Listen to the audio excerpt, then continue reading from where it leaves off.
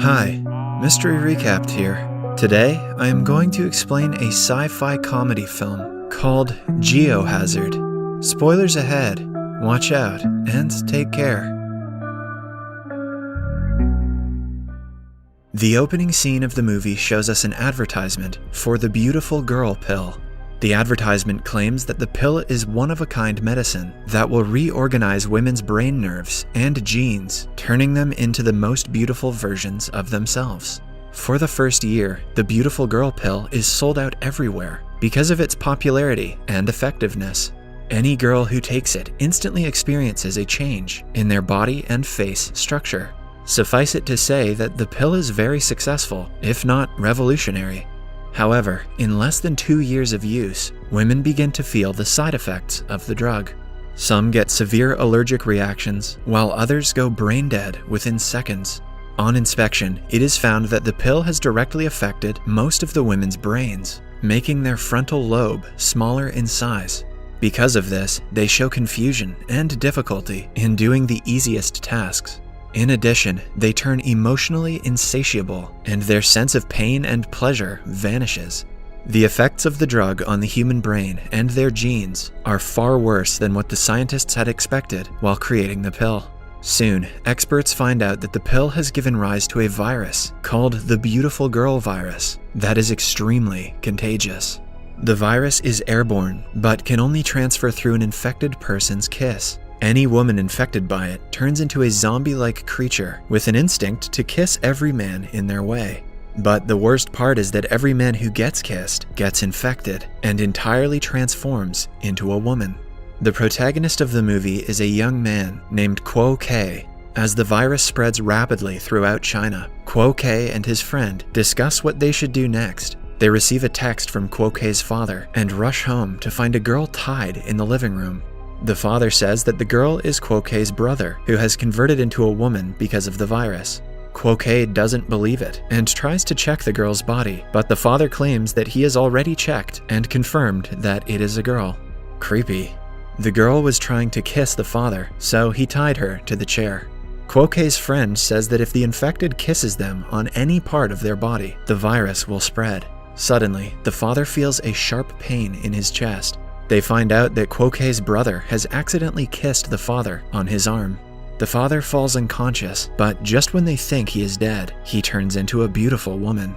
The newly formed girl tries to kiss Cutest, who is happy because all he ever wanted was a kiss from dad, and has to be restrained by his friend. The two accept the fact that Cutest's family is dead, and the women sitting in front of them are zombies. Hence, they leave them alone and run outside. However, they are chased by an infected woman before they can get inside the car. They get to the streets, but it is too late as the virus has now spread beyond control. The streets are filled with women who kiss all men in their sight. They try to go to the police, but they have also been infected. Soon, their phone signals are cut off, and they cannot call anyone for help. The two get stuck on the side of the street, surrounded by women. Cutest notices that the infected do not attack beautiful women, so he suggests they go to the nearest clothing store inside a mall and disguise themselves. But since they are surrounded, Cutest's friend offers to distract the girls and sacrifice himself. He claims that there is no better way of dying than being kissed by multiple women. Cutest's friend has a point. Moreover, he has never fallen in love, so this might be his only chance to ever get with someone. Cutest's friend is depressing. Having said that, the guy jumps in plain view, attracting the infected ones. The girls kiss him as Cutest runs away to the mall. Fortunately for him, the mall is completely empty, and so is the clothing store. He sits down on the couch to take a rest, and the time fast forwards to a year later. Cutest still lives in the store, which is now trashed. The Beautiful Girl virus has taken over China, and according to the radio, the survivors have formed camps in different parts of the country.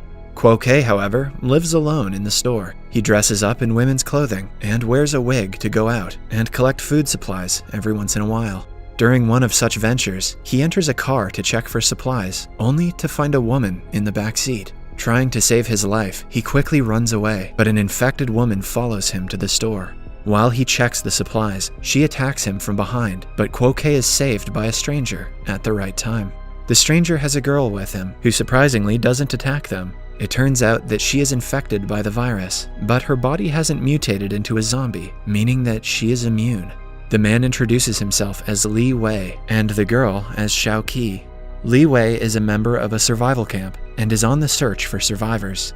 On his journey, he found Xiao Qi and rescued her. Since she is the only woman in China who is immune, he is taking her to a place called the Tower, where a group of scientists has been trying to find a cure for the beautiful girl virus.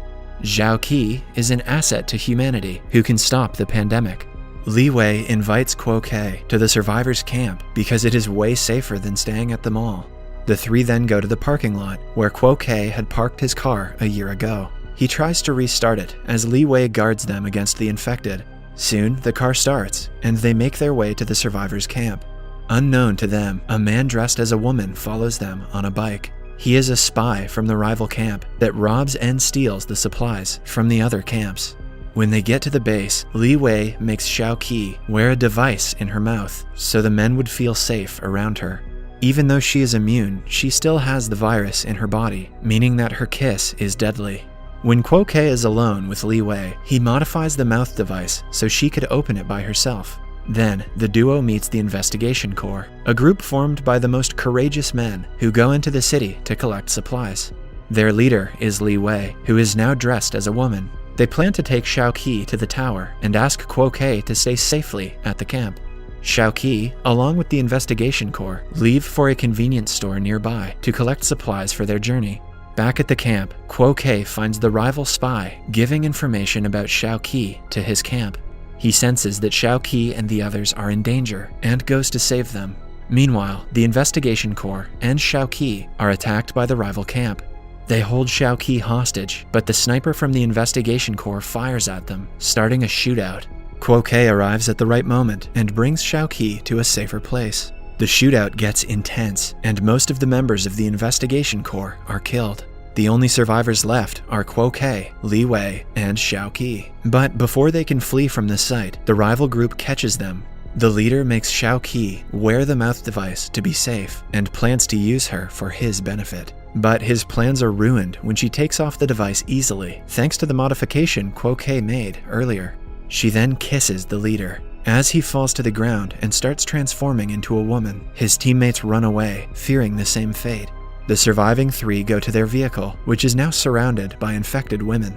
Li Wei offers to get rid of them since he is still dressed as a girl. He kills all of them, and the three continue to drive to the tower. When they drive for some minutes, Li Wei asks to get off the vehicle, revealing that he too has been kissed. Kuo Ke promises to get Xiao Qi to the tower and says goodbye to Li Wei.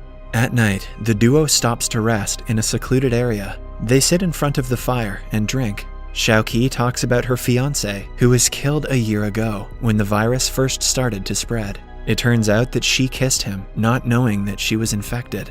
Kuo Ke comforts her and kisses her hand. Kuo Ke is into some risky business. The following day, they finally reach the tower, but are disappointed when they see no one around. The duo assumes that the tower was attacked by the infected. As they brainstorm what they should do next, a group of infected women attack them. To their surprise, they are saved by men from inside a nearby factory. It turns out that the tower is actually an old factory where a group of soldiers and scientists have gathered to find the cure. The leader of the tower, Xiao Cheng, welcomes them and introduces them to his right-hand man, Big P. I was not expecting a name like Big P in this movie. They take Xiao Qi's blood samples for further research. She then goes to her room to take a rest, while Xiao Cheng shows Kuo Ke around the facility. He is first taken to the lab, where Dr. Hu is looking at some blood samples.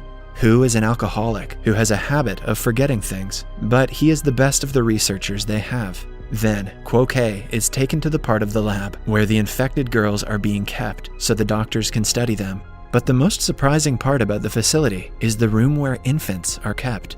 Xiao Cheng claims that the babies were rescued recently, so Kuo Ke doesn't think much of it.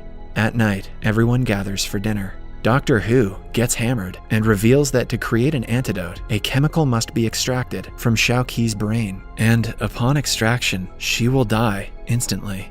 Even after that, the antidote won't be enough to save humanity.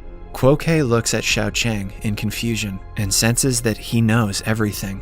He quickly pushes Xiao Cheng aside and runs away with Xiao Qi. Xiao Chang, Big P, and the other men follow them. Xiao Qi accidentally enters a room and finds non-infected women inside. It turns out that Xiao Qi isn't the only one who was infected by the virus, but before they can inquire further, Big P knocks Cutest out.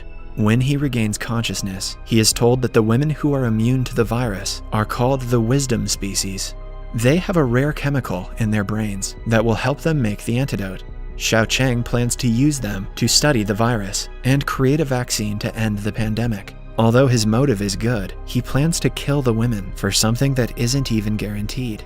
Moreover, he forcefully made his men mate with the captured wisdom species to give birth to the babies that Cutest saw earlier. When the women die, he plans to use the babies for the antidote because they also belong to the wisdom species. Cutest agrees to help Xiao Chang with his plan for the sake of humanity, but asks to meet Xiao Qi for the last time.